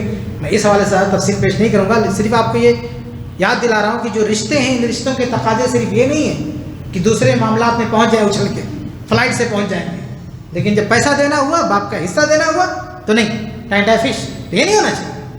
جو اصل حق ہے اس کو آپ پورا کیجیے, اپنے بہن کے تعلق سے جو اصل ذمہ داری ہے وہ نبھائیے. دیکھیں صحیح بخاری, صحابہ کرام کی زندگی آپ پڑھیے نا کہ انہوں نے اپنی بہنوں کے لیے کتنی قربانیاں دی ہیں. ماقل بن یسار رضی اللہ تعالیٰ عنہ ایک صحابی ہے, یہ کہتے ہیں, صحیح بخاری کی حدیث سے کہتے ہیں, زوجت اخت لی من رجل, میں نے اپنی بہن کی شادی ایک آدمی سے کر دیا. میرے باپ نہیں تھا تو بھائی شادی کرتا, شادی کر دیا, فتح لگا, اس نے طلاق دے دیا. حتی اذن قدت عدتها جاء یخطبها, اور طلاق دینے کے بعد عدت ختم ہوئی تو دوبارہ آ رہا ہے, کہہ رہا بھائی آپ کی بہن کو ہم نے طلاق دیا تھا پھر سے شادی کر دو.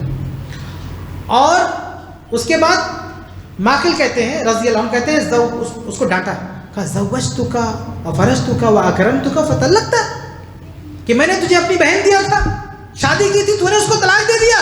ثم جئت تخطبها, پھر کیا منہ لے کے آیا ہے دوبارہ خطبہ دینے, پھر دوبارہ کیا منہ لے کے آیا, میں تمہیں دوبارہ اپنی بہن کو تیرے پاس بھیجوں گا؟ لا, نہیں, واللہ, اللہ کی قسم, لا تعود الیک ابدا, میری بہن تیرے گھر دوبارہ کبھی نہیں جا سکتی.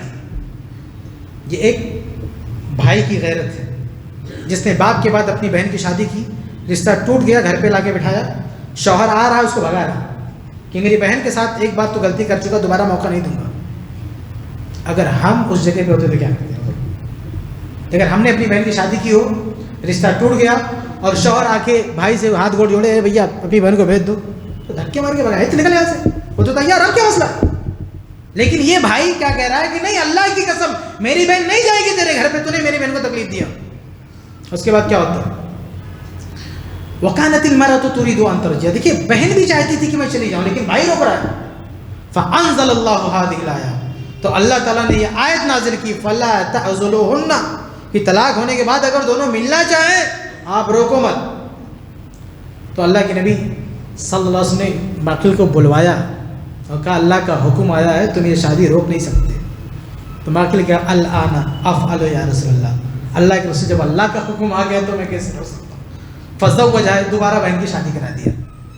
تو یہ ایک بھائی, صحابہ کرام کے دور میں بھی یہ حالات آتے تھے. آج آدمی روتا ہے, او بہن کو شادی کرا دیا, پھر واپس آ کے بیٹھ گئی, اب حصہ بھی کہاں سے دوں. یہ صحابہ کرام کے دور میں بھی ہو رہا تھا ایسا کہ بہن کی شادی ہوتی تھی, ٹوٹتی تھی, وہ سنبھالتے تھے. بلکہ ایک اور حدیث صحیح بخاری کی, جابر رضی اللہ تعالیٰ عنہ کی, کہ ان کے ابا میدان جنگ میں شہید ہوئے, اس کے بعد 9 بیٹیاں چھوڑی, 9 بیٹیاں, اور مائنس میں گئے تھے, کچھ تھا بھی نہیں. تو اپنے بیٹے کو بلا کے جابر کو کیا بولتے ہیں, عبداللہ رضی اللہ عنہ, کہتے بیٹا میں جنگ پہ جا رہا ہوں, ہو واپس نہ ہو, تو میرا جو قرضہ وہ چکا دینا, اور یہ جو میری 9 بیٹیاں, یہ تمہاری بہنیں, ان کی دیکھ بھال کرنا. ابا شہید ہو گئے. اس کے بعد جابر رضی اللہ تعالیٰ عنہ نے ایک لڑکی سے شادی کیا, ایک عورت سے, سن رسیدہ بڑی عمر کی عورت سے شادی کیا. اللہ کے رسول صلی اللہ علیہ وسلم کو پتہ چلا, کہا کہ جابر نکاح یا جابر, جابر تم نے شادی کر لی ہے؟ فقلت نا, جابر کہتے ہیں کہ ہاں میں نے شادی کر لی ہے. قال ماذا ابکرا ام سیبا, اللہ کے رسول صلی اللہ علیہ وسلم نے پوچھا کہ باقرہ سے شادی کیا یا صحیبہ سے؟ تو کہا اللہ کے نبی بل صحیبہ، نہیں میں نے صحیبہ سے نہیں، عمر دراز عورت سے شادی کیا۔ کہا فحلّا جاریۃ طلائبکا، ایسا کیوں؟ کسی کنواری سے شادی کرتے تم اس کے ساتھ کھیلتے ہو، تمہارے ساتھ کھیلتی۔ اصل میں اللہ کے رسول جانتے تھے کہ یہ پیسے کے حساب سے بڑے کمزور ہیں، زیادہ زیادہ ایک شادی کرنے کی پوزیشن میں ہے، تو جب ایک ہی کرنا ہے تو کم سے کم اپنی ہم عمر کی لڑکی سے کرنا چاہیے۔ تو اللہ کے نبی نے کہا ایسا کیوں کہ اتنی بڑی عمر کی لڑکی سے شادی کر لیا؟ ارے ہم عمر لڑکی سے شادی کرنا چاہیے تھا۔ تو جابر رضی اللہ نے آگے ایکسپلین کیا کہ ان ابی قتل یوم احد، ابا احد میں شہید ہو گئے، وترک 9 بنات، 9 بیٹیاں چھوڑی ہیں، کن لی 9 اخوات، یہ میری 9 بہنیں ہیں، فکرہت ان اجمع الیہن جاریۃ خرقا مثلہم، تو مجھے یہ پسند نہیں آیا کہ ایک نئی نویلی اور باکرہ لڑکی سے شادی کر دوں اور اسے بھی بہنوں میں شامل کر دوں، ولیکن امرأۃ، لیکن میں چاہتا تھا ایک تجربہ کار عورت ہو، تمشطہن، جو میری بہنوں کو کنگھی دے، نہلائے دھلائے، وتقوم علیہن، ان کا خیال رکھے، ان کی پرورش کرے۔ جب اللہ کے نبی صلی اللہ علیہ وسلم نے یہ سنا کہ اس بندے نے تو اپنی 9 بہنوں کی خاطر اتنی بڑی قربانی دی ہے، کیا کہا؟ بخاری کے الفاظ ہے، ابھی تھوڑی دیر پہلے کہہ رہے تھے باقرہ سے کرنا چاہیے تھا، لیکن جب جابر رضی اللہ عنہ نے ایکسپلین کیا تو نبی نے کیا کہا؟ اصبتا، تم نے بہت اچھا کیا، کہا تم نے بہت اچھا کیا، بخاری کے الفاظ ہے۔ تو یہ آدمی 2 بہن کی شادی کر لے تو جائیداد ہڑپ کر لیتا ہے، یا 9 بہنوں کو پال پوس کے بڑا کیا۔ جابر رضی اللہ عنہ نے جائیداد ہڑپی تھی ہی نہیں، جائیداد تو مائنس میں گئے تھے ابا، تو آپ شادی کرنے کے بعد کہتے ہو جائیداد نہیں دیں گے؟ ارے اگر جائیداد نہ ہو تو کیا بہنوں کی شادی نہیں کرو گے؟ ان کی دیکھ بھال نہیں کرو گے آپ؟ اور اگر آپ نے کچھ کر دیا تو ان کی جائیداد ہڑپ کر لو گے؟ تو یہ نہیں ہونا چاہیے میرے بھائی۔ صحابہ کرام کی زندگی ہم پڑھے، وہاں ہمیں اس کے بے شمار، تو یہ بھی ایک وجہ ہے۔ خلاصہ یہ کہ جو صلہ رحمی کے تقاضے ہیں، رشتہ داری نبھانے کے جو تقاضے وہ ہم نہیں جانتے ہیں۔ ایک اور چیز ہے میرے بھائیو، وجہ کیا ہے؟ یہ جو منکر ہے، جو حرام کام ہے، اس کے خلاف نفرت نہیں ہمارے دلوں میں، جبکہ نفرت پیدا کرنا چاہیے، ایسے لوگوں سے گھن محسوس کرنا چاہیے جو اپنی بہنوں کا حصہ ہڑپ کر کے رکھیں۔ ابھی اسی مسجد میں کوئی یہ پنکھا چوری کر لے نا اور CCTV کیمرے میں آ جائے تو ابھی دیکھو یہ قوم اس کا کیا حال کرے گی کہ پنکھا چوری کر لیا۔ لیکن اسی ہمارے بیچ میں اگر کوئی آدمی ہمارے آنکھوں کے سامنے اپنی بہن کا حصہ ہڑپ کر لے تو اس کو کوئی ایک کمنٹ بھی نہیں پاس کرے گا، کوئی کچھ نہیں بولے گا، بازو میں بٹھا کے اس کو جو ہے چائے پلائے گا۔ بھائی کتنے لوگ سوال کرتے ہیں مولانا صاحب فلاں آدمی سود کھاتا ہے، کیا اس کی دعوت میں جا سکتے؟ اب اس کو پکڑ کے پوچھو کہ فلاں آدمی اپنی بہن کا حصہ نہیں دیا، اس کی دعوت میں، تو نے اپنی بہن کو حصہ نہیں دیا، تیری دعوت میں آنا چاہیے۔ ابھی کسی نے میرے پاس فون کیا اور کہا کہ ایک مسجد کا ٹرسٹ بنا ہوا ہے اور اس میں ایک صاحب ہیں جو سودی کاروبار کرتے ہیں، کیا ان کو ٹرسٹ میں رکھنا چاہیے؟ میں نے کہا اس میں جتنے لوگ ہیں کیا سب کے ابا کی وفات ہو چکی ہے؟ کہا کئی لوگوں کی ہو چکی ہے۔ میں کہا ان لوگوں نے اپنی بہن کو حصہ دیا؟ کہا نہیں دیا۔ میں کہا ان لوگوں کو رکھنا چاہیے؟ جنہوں نے اپنی بہن کو حصہ نہیں دیا ان کو ٹرسٹ میں رکھنا چاہیے۔ بڑی فکر ہے کہ سود کھا رہا ہے، اس کی فکر نہیں۔ تو ہمارے سماج کو مطلب نفرت نہیں ہے ایسے لوگوں سے جنہوں نے اپنی بہنوں کا حصہ کھا کے رکھا ہے۔ نفرت ہونی چاہیے، گھن محسوس کرنا چاہیے، آپ کو ظاہر کرنا چاہیے اپنے چہرے سے کہ ہم تمہیں پسند نہیں کرتے، تم نے اپنی بہن کا کھا کے رکھا ہے۔ تو یہ بھی ایک وجہ ہے۔ تو بہرحال یہ چند اسباب تھے۔ اب میں بات بالکل ختم کروں گا، میرے پاس 4 منٹ ہے، 1 بجے تک کا ٹائم دیا گیا تھا۔ صرف آخری پوائنٹ پہ آتا ہوں کہ اگر ہم نے وراثت کے قوانین پہ عمل نہیں کیا تو ہمارا لاس کیا ہوگا، ہمارا نقصان کیا ہوگا۔ تو اس کا دیکھیے ایک نقصان تو یہ ہے کہ اسی دنیا میں اللہ کی پکڑ میں ہم آ سکتے ہیں، اللہ کا کوئی قہر نازل ہو سکتا ہے، اللہ کا کوئی عذاب نازل ہو سکتا ہے۔ کیونکہ سنن نبی داؤد کی حدیث ہے، صحیح حدیث ہے، اللہ کے نبی فرماتے ہیں کہ ما من ذنب اجدر ان یعجل اللہ لصاحبہ العقوبۃ فی الدنیا، کہ اللہ تعالیٰ 2 ہی گناہوں کی سزا اسی دنیا میں لازمی طور پر دیتا ہے۔ کیا ہے؟ اور آخر میں جو دے گا وہ تو دے گا، کیا؟ مثل البغی و قطیعۃ الرحم، ظلم اور رشتہ داری کو کاٹنا، ظلم کرنا اور رشتے توڑنا۔ تو اگر کوئی اپنی بہن کو حصہ نہیں دے رہا تو اس پہ ظلم بھی کر رہا ہے اور رشتہ داری کو بھی توڑ رہا ہے، یہ ڈبل جرم کر رہا ہے۔ یہ جو حدیث آئی نا کہ 2 پاپ کی سزا اللہ دنیا ہی میں دیتا ہے، دونوں پاپ ایک ساتھ کر رہا ہوتا ہے، اپنی بہن کو حصہ نہ دینے والا دونوں پاپ ایک ساتھ کر رہا ہوتا ہے۔ تو یہ دنیا میں سزا مل سکتی ہے اس کو۔ ایک اور لاس کیا ہے؟ ہو سکتا ہے اس کی عبادت قبول نہ ہو، کیونکہ صحیح مسلم کی روایت کیا ہے کہ ایک آدمی اللہ کی طرف ہاتھ کھاتا ہے، اللہ میری یہ سن لے یہ سن لے، اللہ کیا کہتا ہے؟ مطعمو حرام، مشربو حرام، ملبسو حرام، غذی بالحرام فانا یستجاب لذلک، اس کا کھانا حرام کا، اس کا پینا حرام کا، اس کا پہننا حرام کا، اس کے جسم کی جو غذا بنی وہ حرام کی، تو اللہ کہاں سے اس کی سنے گا؟ یہ دوسرا لاس ہے کہ عبادت پہ پانی پھر جائے گا. اپنی بہن کا کھائے تو اس دن کے بعد سے عبادت خطرے، اور اس سے پہلے جو عبادت کی ہے یعنی بہن کا کھانے سے پہلے وہ بھی داؤ پہ لگ جائے گی. صحیح مسلم کی دوسری حدیث ہے کہ قیامت کے اللہ کے نبی صلی اللہ علیہ وسلم نے پوچھا کہ اتدرون ما المفلس، تمہیں پتہ ہے کہ کنگال کون ہے؟ صحابہ نے کہا اس کے بعد دینار درہم نہ ہو کنگال ہے. نبی نے کہا نہیں، میری امت کا تو کنگال وہ ہے جو یاتی یوم القیامہ، جو قیامت کے دن آئے گا بے صلاۃ و صیام و زکات، روزہ نماز کی عبادت لے کے، روزے کی عبادت لے کے اور زکوٰۃ کی عبادت لے کے، اتنی سب عبادت لے کے آئے گا. پھر بھی کیا اس کے جرائم کیا ہوں گے؟ کئی جرائم گنا اس میں، اکلا مالا ہادا، اس نے کسی کا مال کھایا ہوگا. کیا لے کے آیا ہے؟ نماز کا بڑا پابند، زکوٰۃ کا پابند، روزے کا پابند، لیکن کسی کا کھا کے بیٹھا ہے. تو اللہ تعالیٰ کیا کرے گا؟ اس کا نماز روزہ سب اٹھا کے اس کو دے دے گا جس کا کھایا. اچھا، یہ حدیث سے پہلے پڑھ رہا تھا تو بڑا تعجب ہوا کہ حدیث میں کیا ہے کہ وہ زکوٰۃ لے کر آئے گا، ہاں پھر کسی کا کھایا بھی ہوگا. تو تھوڑی دیر کے لیے تعجب ہوا کہ جو زکوٰۃ دے رہا ہے وہ کسی کا کھائے گا کیوں؟ زکوٰۃ دینے والا کیوں کھائے گا؟ لیکن پھر میں نے غور کیا تو کیا دیکھ رہا ہوں کہ ممبئی میں ایک سے ایک سیٹ ہے جو رمضان میں ایسے دکان کھول کے بیٹھے، آؤ جس کو چندہ چاہیے آؤ لے کے جاؤ. ان لوگوں نے اپنی بہن کا حصہ کھا کے رکھا ہے. یعنی زکوٰۃ اتنی بانٹ رہے ہیں اور بے شرم آتی ہے، پہلے اپنی بہن کا حصہ تو دے پھر زکوٰۃ دے. سب کو لائن لگا کے زکوٰۃ بانٹ رہا، بہن کا کھا کے بیٹھا بے غیر. ان لوگوں کو دیکھ کے اس حدیث پر ایمان تازہ ہوتا ہے کہ زکوٰۃ بھی لے کے آ رہا ہے اور کسی کا مال بھی کھا رہا ہے، زکوٰۃ بھی دے رہا ہے آگے بڑھ چڑھ کر، لیکن جس کو دے رہا ہے اس کو نہیں دے رہا ہے.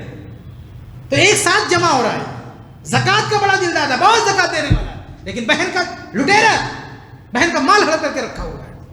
یہ ایک نقصان ہے کہ سارا نماز روزہ زکوٰۃ اللہ اٹھا کے تمہاری بہن کو دے دے گا تو کیا ہو جائے گے؟ کنگال، مفلس ہو جاؤ گے. یہ ہے میری امت کا کنگال کہ اتنا سب لے کے آئے گا لیکن سب نل ہو جائے گا.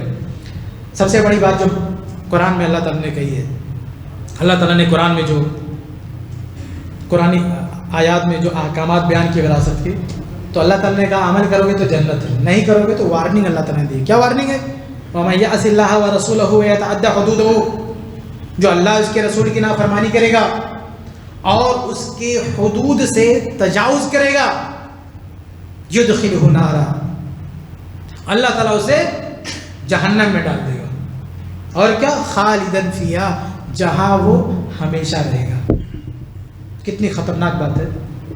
اللہ فرما رہا ہے کہ جو ان حدود کی یعنی احکام وراثت کی سے روگردانی کرے گا اللہ اسے جہنم میں ڈال دے گا جہاں وہ ہمیشہ رہے گا. وَلَهُ عَذَابٌ مُهِينٌ، اور اس کے لیے رسوا کن عذاب ہوگا. عزت کے لیے، اسٹیٹس مینٹین کرنے کے لیے وہ دوسروں کے پیسے ہڑپ کر رہا ہے، نہیں دے رہا ہے، لیکن اللہ تعالیٰ اسے جہنم میں ڈالے گا، ہمیشہ رہے گا، رسوا کرے گا، ذلیل کرے گا. یہ ساری وعیدیں ہیں. اس لیے میرے بھائیوں وقت ہو چکا ہے، ہمیں وراثت کے احکام کو سیکھنا چاہیے، جاننا چاہیے، اور اس پہ عمل نہ کرنے کے جو اسباب ہیں اس کو دور کرنا چاہیے، اور عمل نہ کرنے کی جو وعیدیں ہیں ان سے ڈرنا چاہیے. کہیں سی دنیا میں نہ اللہ کی پکڑ آ جائے، مرنے کے بعد ہمارا نقصان نہ ہو. اس لیے ہم سب کی ذمہ داری ہے کہ وراثت کے مسائل سیکھیں، خود عمل کریں، دوسروں کو عمل پر آمادہ کریں. اللہ تعالیٰ ہم سب کی اس کی توفیق دے. آمین رب العالمین. السلام علیکم.